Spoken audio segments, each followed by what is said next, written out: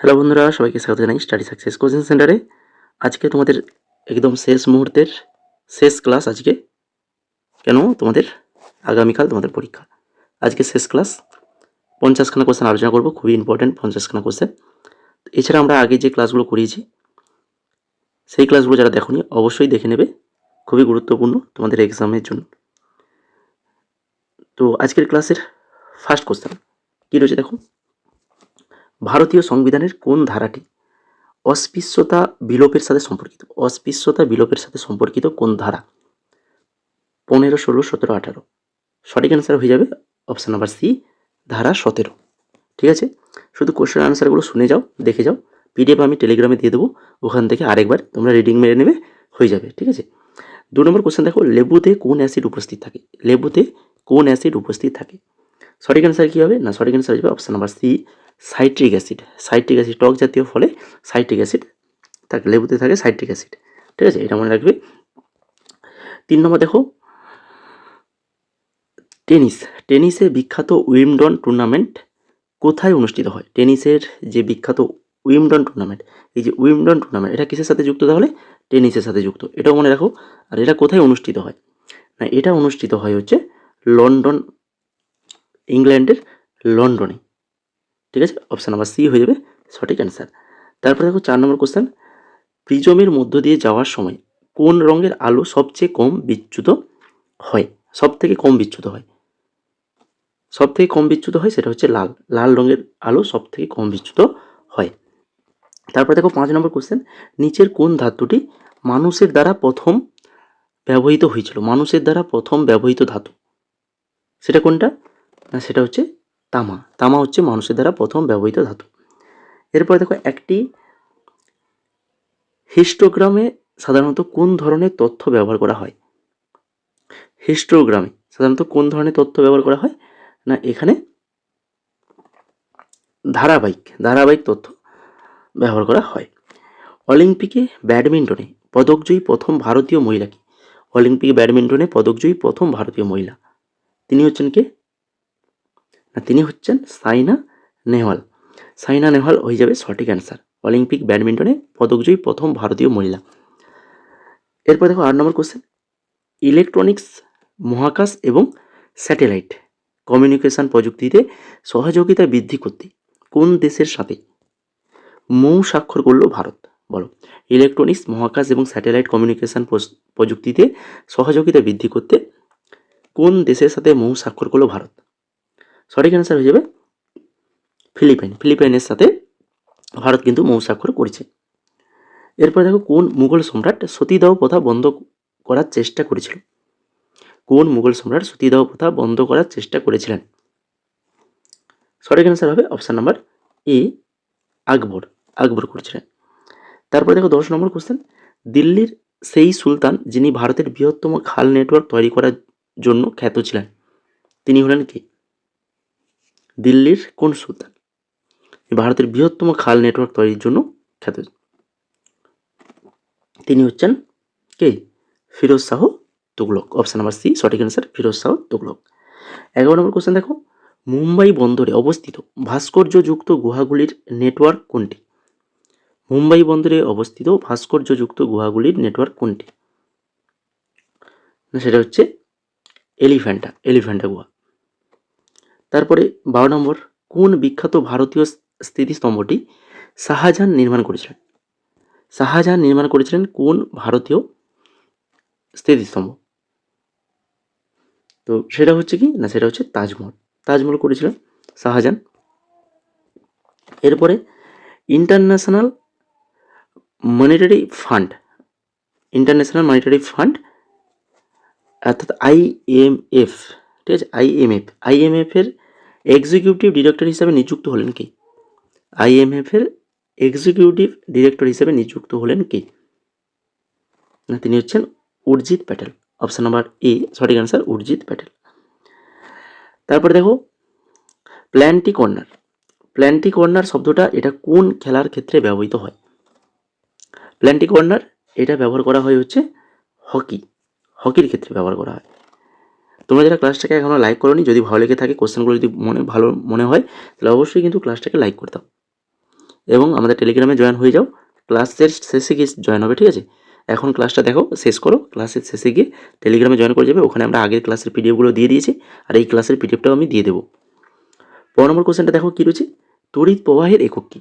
তড়িৎ প্রবাহের একক কী? অ্যাম্পিয়ার হয়ে যাবে সঠিক অ্যান্সার। তারপরে টি, এই যে শব্দটি কোন খেলার সাথে যুক্ত? টি শব্দ, এটা হচ্ছে গল্ফ খেলার সাথে যুক্ত। তারপর শ্রীরঙ্গপত্তমের চুক্তি 1792 সালে ব্রিটিশ এবং কার মধ্যে স্বাক্ষরিত হয়েছিল? শ্রীরঙ্গপত্তমের চুক্তি 1792 সালে ব্রিটিশ এবং কার মধ্যে স্বাক্ষরিত হয়েছিল? ব্রিটিশ এবং টিপু সুলতানের মধ্যে হয়েছিল। তারপরে দেখো, স্কুল ছুটদের শিক্ষা ব্যবস্থা পুনর্সংযুক্তি করতে ন্যায় দিশা উদ্যোগ চালু করলো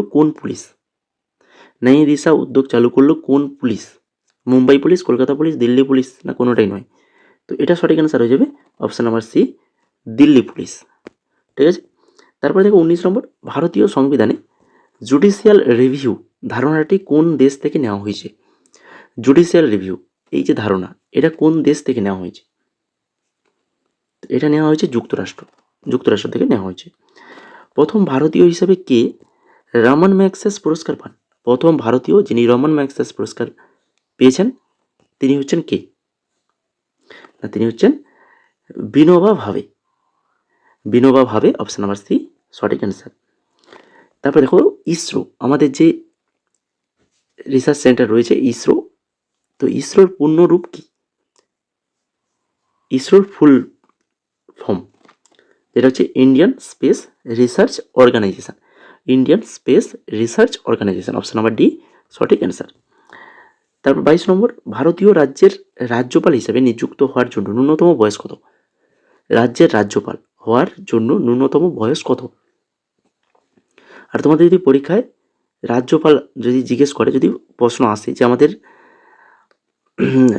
রাজ্যের পশ্চিমবঙ্গের বর্তমান রাজ্যপালের নাম কি, তখন কিন্তু তোমরা সিবি আনন্দ বোসের নামটাই করবে, ওটাই অপশানে পাবে। কেন এখন রিসেন্ট যিনি এসছেন তার নামটা হয়তো অপশানে থাকবে না, আর যদিও থাকে কিন্তু অ্যান্সার করবে না ওটা, কেন কোশ্চেন কিন্তু অনেক আগে থেকেই তৈরি হয়ে গেছে। ঠিক আছে। তো রাজ্যপাল হতে গেলে বয়স হতে হবে ন্যূনতম কত বছর? না হচ্ছে 35 বছর। এরপরে দেখো 23 নম্বর, কম্পিউটারে ব্যবহৃত আইসি তৈরিতে কোন উপাদান ব্যবহৃত হয়? কম্পিউটারে ব্যবহৃত আইসি তৈরিতে কোন উপাদান ব্যবহৃত হয়? তো সেটা হবে সিলিকন ব্যবহার করা হয়। তারপরে দেখো, লোকসভার সর্বোচ্চ সদস্য সংখ্যা কত নির্ধারিত আছে? লোকসভার সর্বোচ্চ সদস্য সংখ্যা কত নির্ধারিত আছে? 550 সঠিক অ্যান্সার। ভারত কোন দেশে চাবাহার বন্দর তৈরি করেছে? চাবাহার বন্দর, এটা ভারত কোন দেশে তৈরি করছে?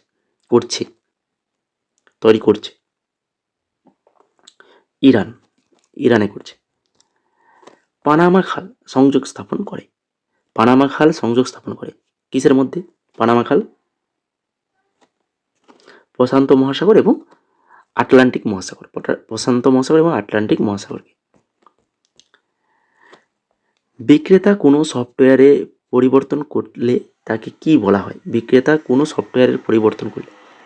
তখন তাকে কি বলা হয়?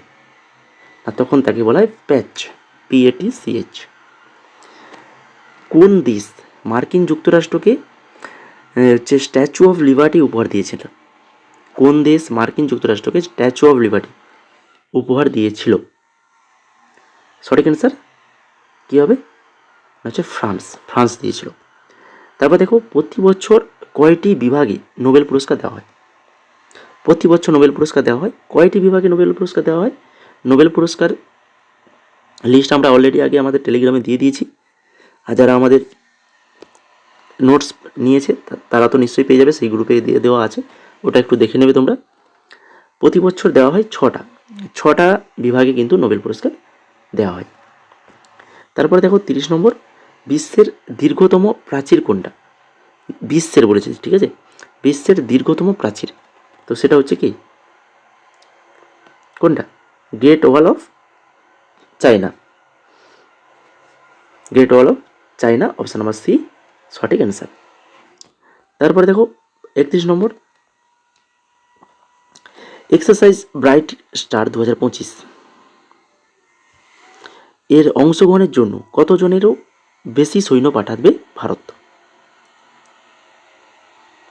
বলো, কত জনের বেশি সৈন্য পাঠাবে ভারত? তো 700রও বেশি কিন্তু সৈন্য ভারত কিন্তু পাঠাবে। তারপর দেখো, একটি কম্পিউটার যেটি ছাড়া কাজ করতে অক্ষম, একটা কম্পিউটার চলতে গেলে যেটা দরকার অবশ্যই স্ক্যানার, ইন্টারনেট, মাউস, সিপিইউ। দেখো, স্ক্যানার না থাকলেও চলবে, ইন্টারনেট না থাকলেও কম্পিউটার চলবে, মাউস না থাকলেও কম্পিউটার চালানো যাবে, কিন্তু সিপিইউ কিন্তু না থাকলে কম্পিউটার চালানো কি সম্ভব? একদম সম্ভব নয়। কম্পিউটারের মস্তিষ্কই হচ্ছে সিপিইউ।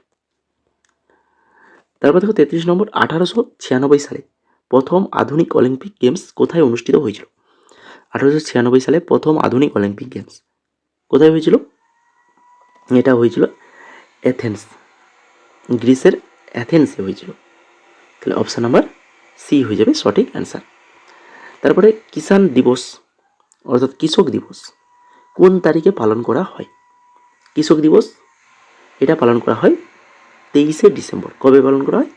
23শে ডিসেম্বর। এরপর দেখো, বিশ্ব অর্থনৈতিক প্রতিবেদনটি প্রকাশ করেন কি? বিশ্ব অর্থনৈতিক প্রতিবেদন এটা প্রকাশ করেন হচ্ছে আইএমএফ প্রকাশ করে। তারপরে বিশ্বের সর্বোচ্চ সক্রিয় আগ্নেয়গিরি মাউন্ট কোটোভ্যাক্সি কোথায় অবস্থিত?